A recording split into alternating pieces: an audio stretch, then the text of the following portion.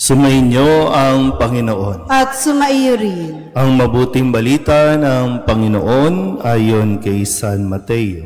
Papuri sa iyo, Panginoon.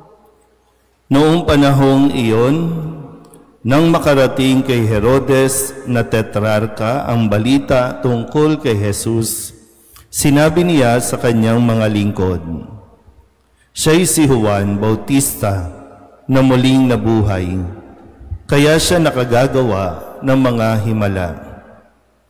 Si Herodes ang nagpahuli, nagpagapos at nagpabilanggo kay Juan. Ang dahilan ay si Herodias na asawa ng kapatid niyang si Felipe. Laging sinasabi ni Juan kay Herodes, hindi matuwid na magsama kayo ng asawa ng inyong kapatid. Ibig ni Herodes na ipapatay si Juan, ngunit natatakot siya sa mga Hudyo sapagkat kinikilala nilang propeta si Juan Bautista. Nang dumating ang kaarawan ni Herodes, sumayaw sa harapan ng mga panauhin ang anak ni Herodias.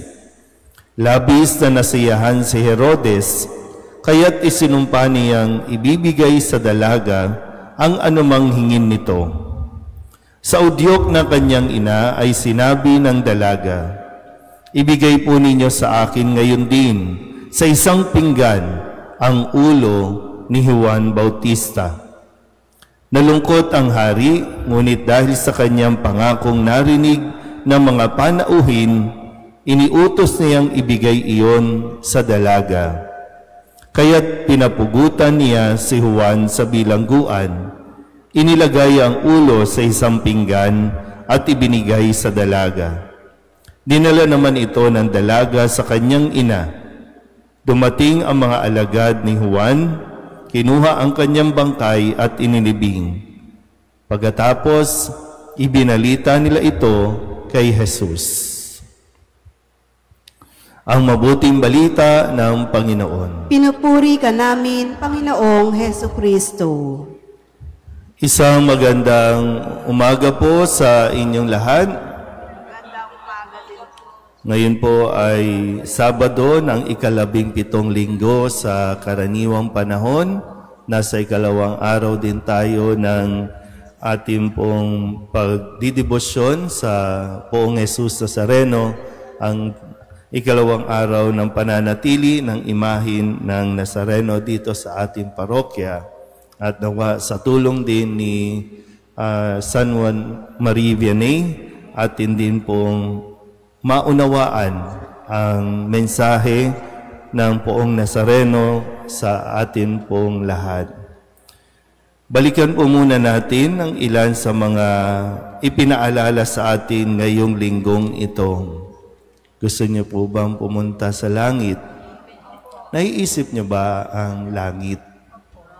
Kung ano ba, sa isang araw, bago man lang matulog, naiisip niyo ba na makakapasok ka sa langit? O hindi mo in-entertain? Kasi natatakot ka nga na, kasi ang tanging paraan para makapunta tayo sa langit ay yung mamatay tayo. Wala pang nabubuhay. Walang nabubuhay maliban kay Kristo ang hindi dumaan sa proseso ng ipinanganak, namatay at muling nabubuhay. Kasi yun ang pananampalataya natin. Kaya lang takot tayo na pag-usapan ito. Kasi kung ayaw mo sa langit, welcome na welcome ka sa impyerno. Hindi mo kinakailangan mag-volunteer, hindi mo kinakailangan kung ano man. Kasi automatic yun. Pag ayaw mo sa langit, sa impyerno. Pero ipinapaliwanag sa atin ni Kristo ang tungkol sa kaharian ng Diyos, kung paano ito nagahari, kung paano ito nararanasan. Nung Lunes, ang sabi sa atin, ang paghahari ng Diyos ay katulad ng isang babaeng naglagay ng libadura na inihalo sa isang takal ng harina at umalsa ang buong masa. So maliit lang. Gapatak nga lang minsan, ay lumalago ito. Hindi yung extravagant, hindi yung magarbo, hindi yung biglaan na andyan na. Hindi. Ipinaparanas sa atin unti-unti yung paghahari ng Diyos. Ipinaparanas sa atin ang buhay sa langit dito pa lang sa lupa. Kaya kung di mo aasamin dito sa lupa, paano ka makakapunta sa langit niyan? Nung Martes, ang sabi naman ni Kristo, sa pagdiriwang natin nung magkakapatid, no, si Marta, Maria at Lazarus, yung katotohanan na sinasabi ngang, ako ang muling pagkabuhay at ang buhay. Ang nananalig sa akin, kahit mamatay, ay muling mabubuhay. Galing mismo kay Kristo sa Poong Nazareno. Nung Miyerkules, ang sabi naman sa atin sa pagpapatuloy ng paggamit ni Jesus ng talinghaga, ang paghahari ng Diyos ay katulad ng isang kayamanang nakabaon sa isang bukid. Nahukay ito ng isang tao at tinabunan uli. Sa laki ng tuwa, siya'y humayo at ipinagbili ang lahat ng ari-arian niya at binili ang bukid na iyon. So kung makikita natin, matutuklasan natin kung gaano kahalaga ang mapasakaharian ng Diyos, lahat ng kung ano man sa atin, handa nating iwan, handa nating i-let go, alang-alang sa kaharian ng Diyos. Hindi ko alam kung sana umabot tayo doon sa puntong iyon.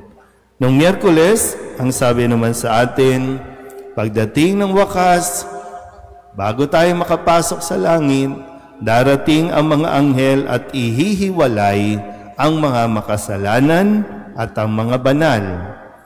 Yung mga may silbi sa walang silbi.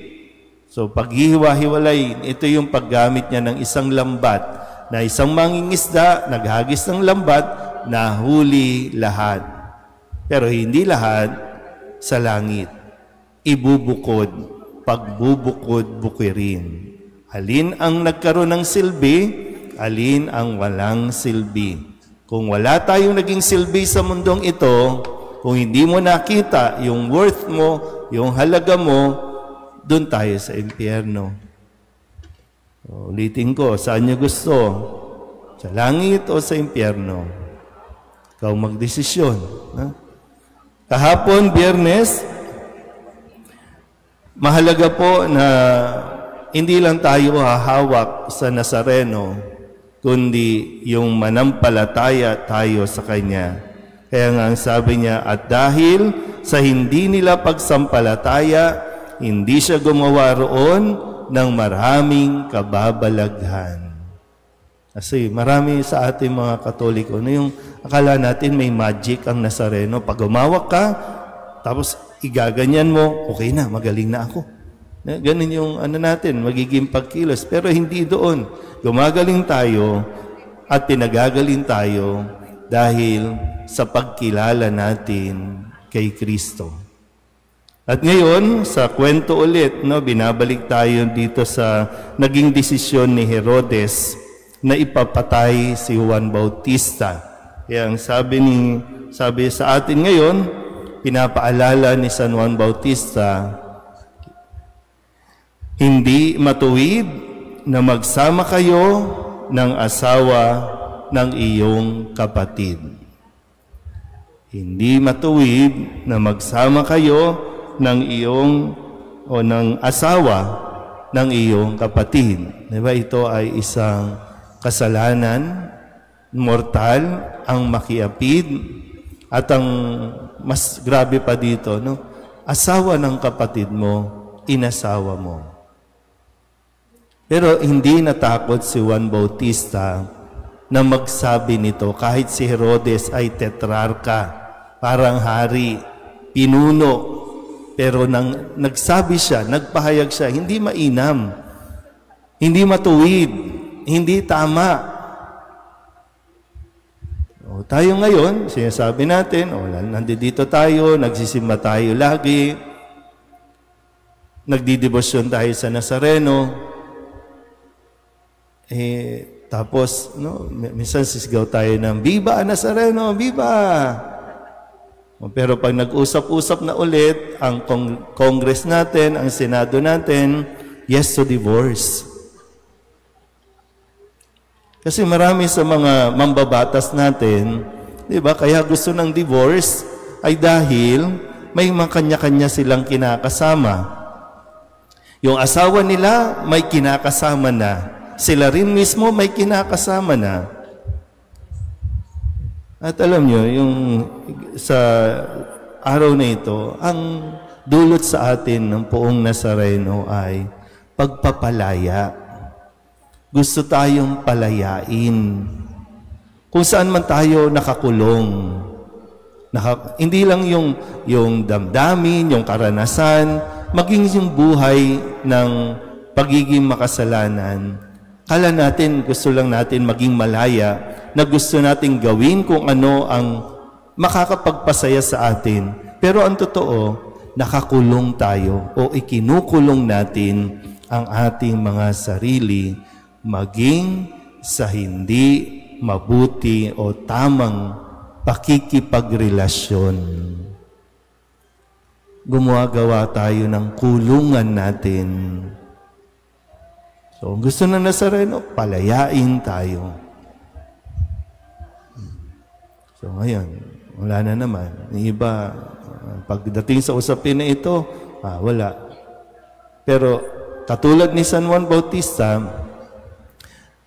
mas maging matapang dinawa tayo. Hindi para makipag-away, kundi magsalita tungkol sa katotohanang magpapalaya sa atin, sa marami sa atin, nang inaakala mong magiging masaya ka dahil magkakaroon o gusto mong magkaroon ng divorce, pero lalong gugulo ang buhay mo. Hindi lang buhay mo.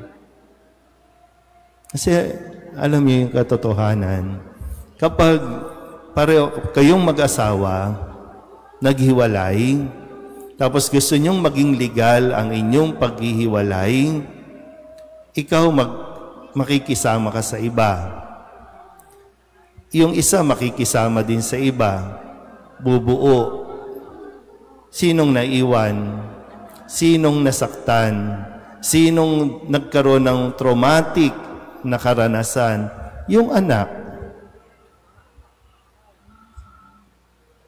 Naiintindihan po ba? No? Sa mga gusto ng divorce kasi may kinakasama na, ganyan ang mangyayari. Yung gusto maghiwalay kasi may kinakasama na, hindi nyo mararanasan yung kalayaan. Makukulong kayo habang buhay. Hindi man sa rehas, pero makukulong kayo sa guilt. Makukulong kayo. Kasi alam, no, sa kalooban natin, alam na mayroong hindi tama.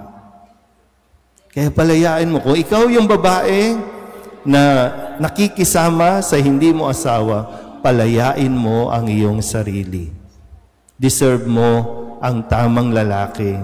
Deserve mo ang tamang taong magmamahal talaga sa iyo.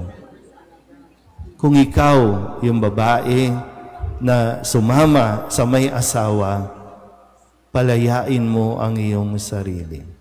Sa mga lalaki naman, panindigan ninyo ang inyong pananagutan. Hindi puro sarili lang. Hindi puro puson lang ang paiiralin. Kundi isipin mo, ilang buhay ang masasaktan, ang masisira dahil lamang sa sarili mong kagustuhan.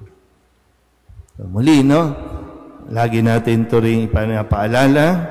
Sana tayo mismo mga taong simbahan, manindigan sa kung ano ang pinaninindigan ng Poong Jesus Nazareno na siya ring tinuro at patuloy na itinuturo ng mga taong naniniwala, nananampalataya sa Kanya.